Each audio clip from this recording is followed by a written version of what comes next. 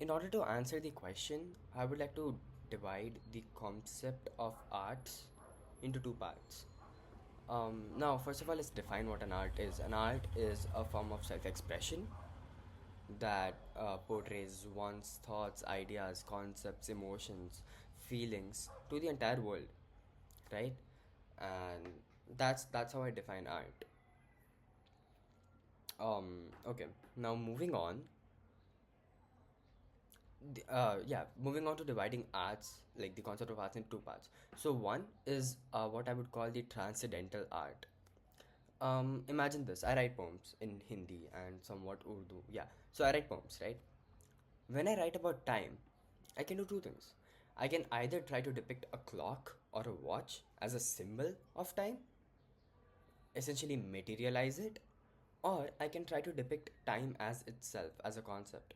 Now, in the first case, if I show a watch, then it is true that if I show a watch, then it is true that some future generations or some previous generations, let's say 2000 years ago, would not know what a watch is, right? And that is because watch is not an experience that every single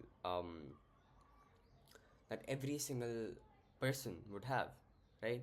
And over here, art refers to just humans. That's how I'm gonna talk about it, right?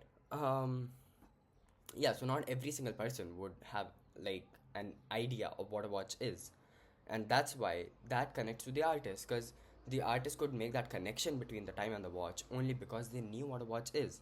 So that's non-transcendentalist. That's what I would call material or impermanent kind of art, if in a sense, or something that's not generalizable.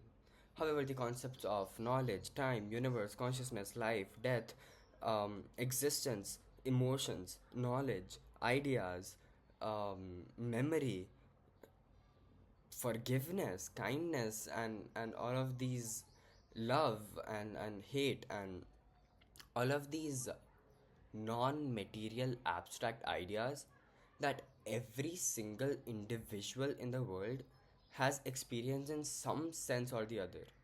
Like, even if not directly, let's take the case of an orphan. They would never experience family themselves, hypothetically. Then, like, yeah, but they can experience other people with families, right?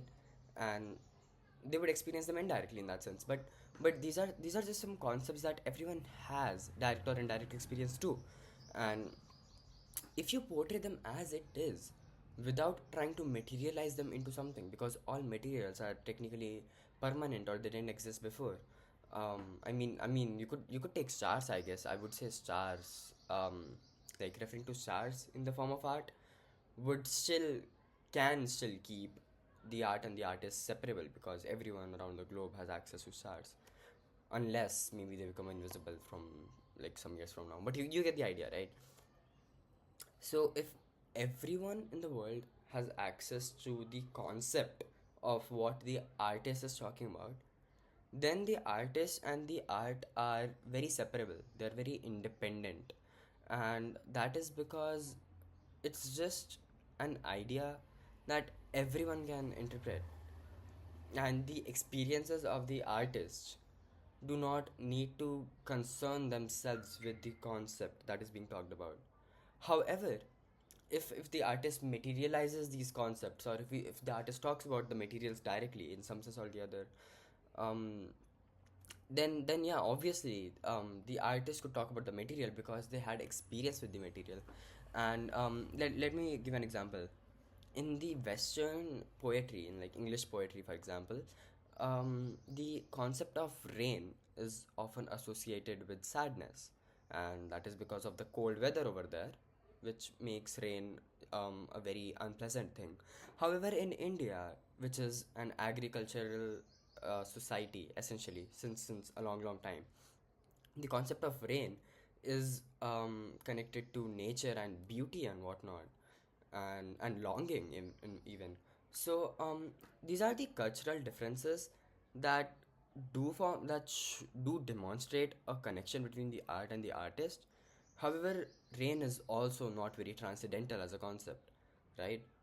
And because of that, um, I'd say that over here, the I mean, yeah, even like both the logics apply. Like this is also obvious, and my logic also applies that the art and the artist are not separable in this instance because of the socio-cultural implications.